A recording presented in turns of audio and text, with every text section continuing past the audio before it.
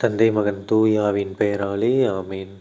லூக்கா எழுதிய நற்செய்தியிலிருந்து வாசகம். அதிகாரம் 2, இறைவசனங்கள் 36 முதல் 40 முடிய. ஆசேர் குலத்தைச் சேர்ந்த பானுவேலின் மகளாகிய அன்னா என்னும் இறைவாக்கினர் ஒருவர் இருந்தார்.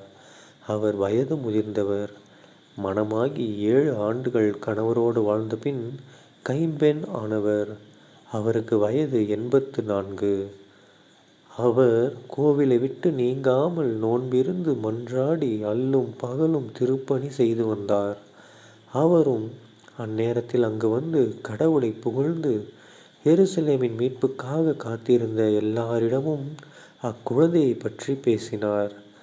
ஆண்டவருடைய திருச்சட்டப்படி எல்லாவற்றையும் செய்து முடித்த பின்பு அவர்கள் கலிலேயாவில் உள்ள தங்கள் ஊராகிய நாசரேத்துக்கு திரும்பி சென்றார்கள்.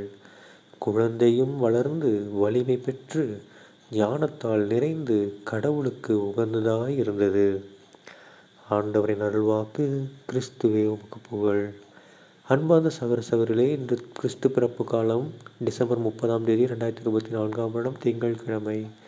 இன்று நட்சத்திரம் பாருங்க, நம்ம குழந்தை இயேசுவை வந்து யார் பார்க்குறாங்க? அண்ணா அப்படிங்கிற ஒரு வயதான ஒரு பெண் வந்து பார்க்குறாங்க. அவங்க வந்து ஒரு கைம்பெண். ஓகேங்களா? கைம்பெண்ணா யார்? கணவரை வந்து இழந்தவங்க தான் கைம்பெண். ஸோ அவங்க வந்து வயசான காலத்தில் ஏசப்பாவை பார்க்குறாங்க. ஓகேங்களா? அது என்ன எப்படி இருந்தாங்க?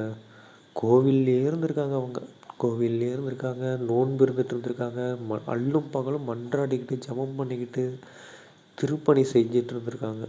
கோவிலுக்கான பணி செஞ்சுட்டு இருந்திருக்காங்க. ஒரு சிஸ்டர் மாதிரி. ஓகேங்களா? சிஸ்டர் மாதிரி வாழ்ந்துருந்துருக்காங்க அந்த காலத்தில். ஸோ அப்படிப்பட்டவங்களுக்கு இயேசு கிறிஸ்துவை பார்க்கக்கூடிய வாய்ப்பு கிடைச்சிருக்கு பாருங்கள். அதே தான் நம்மளும். இயேசு எனக்கு எந்த பதிலும் சொல்ல மாட்டேங்கிறாரே, அவர் எனக்கு வழிகாட்ட மாட்டேங்கிறாரே, அவருடைய நோய்களை குணப்படுத்த மாட்டேங்கிறாரே, என் குடும்பத்துக்கு பிரச்சனையை சரி செய்ய மாட்டேங்கிறாரேன்னு நினைக்கக்கூடாது. நம்ம யாரும் அவரை நோக்கி மன்றாடிக்கிட்டே இருந்தோம்னா கண்டிப்பாக தக்க நேரம் வரும்போது அவர் நமக்கு எல்லா வழிகளையும் செய்து முடிப்பார். ஓகேங்களா? இது எல்லாருக்குமே தெரியும். நான் புதுசாக சொல்லணும்னு அவசியம் இல்லை, எல்லாருக்குமே தெரியும். இருந்தாலும் நம்பிக்கை இழந்து வாழ்ந்துடும். அந்த அம்மா அவ்வளோ வயசுல நம்பிக்கையோடவே இருந்திருக்காங்க பாருங்கள். ஸோ நம்மளே என்ன பண்ணோம்? நம்பிக்கையோட முழுசாக ஜபத்தோட கடவுளோட ஐக்கியமானோம்னா கடவுள் நமக்கு எல்லாமே செய்து முடிப்பார். தந்தை மகன் தூயாவின் பெயராலே ஆமேன். இயேசுவுக்கே புகழ், இயேசுவுக்கே நன்றி, மரியே வாழ்க, இயேசுவின் ரத்தம் ஜெயம். ஹல்லேலூயா. Praise the Lord.